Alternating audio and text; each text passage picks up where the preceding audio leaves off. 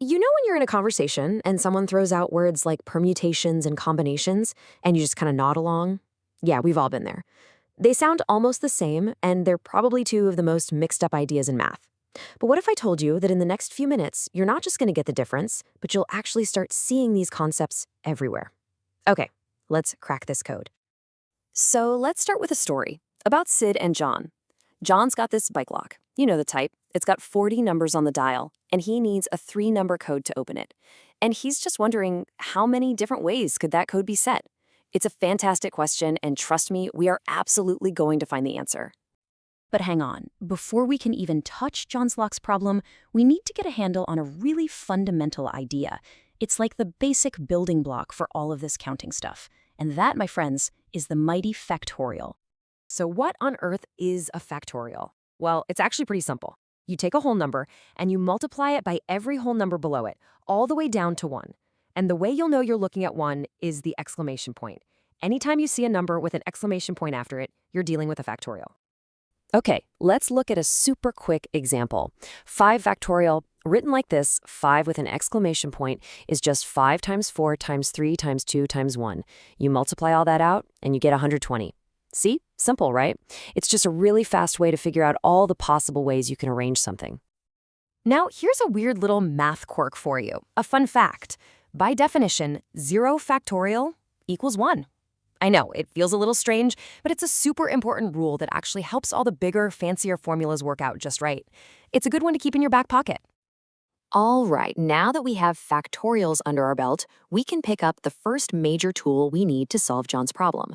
We're going to talk about permutations. And if there's one word I want you to burn into your brain for this, it's order. So a permutation is just an arrangement of things where the sequence, the order you put them in, is absolutely critical. The bottom line is, if you swap the order and it creates a totally new result, you're looking at a permutation. And, of course, math has a formula for it. Now, I know this might look a little intimidating at first glance, but it's really not that bad. N is just the total number of things you have to choose from, and R is how many of those things you're actually picking. That's it! Let's make this real. Imagine you're planning a party. You've got 24 guests coming, and you want to figure out how many different ways you can arrange just 4 of them at the head table. Well, since putting person A in seat 1 is different from putting them in seat 2, the order definitely matters. So it's a permutation. You pop those numbers into the formula and you get, wow, 255,024 possible ways to seat those 4 guests. Okay, so all this talk about order being super important, let's bring it back to our main mystery. What about John's combination lock? Okay, you ready for this? Here is the big reveal. We've been calling it the wrong thing our whole lives. That thing on John's bike, it's not a combination lock. It is a permutation lock. And why? Well, think about it. With a lock, the order of the numbers is everything.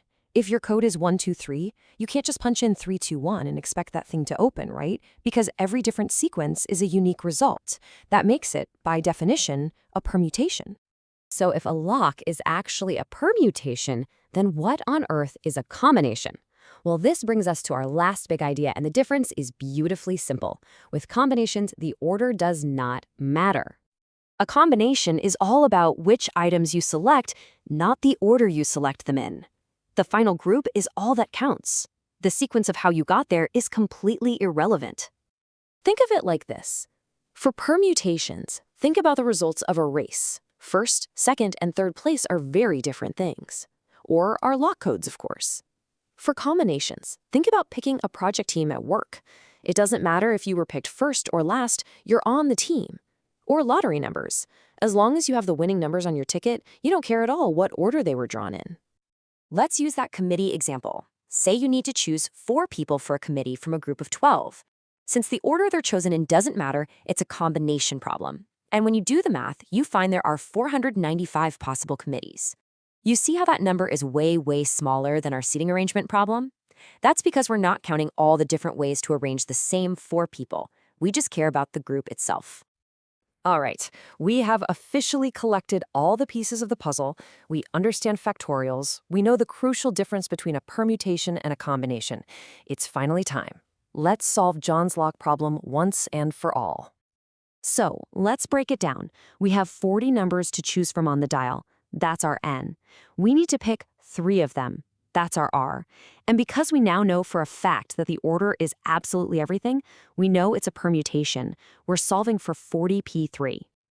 And when you run those numbers through the formula, the answer is 59,280. That is it. There are 59,280 possible codes for that byte clock. No wonder it can be hard to remember.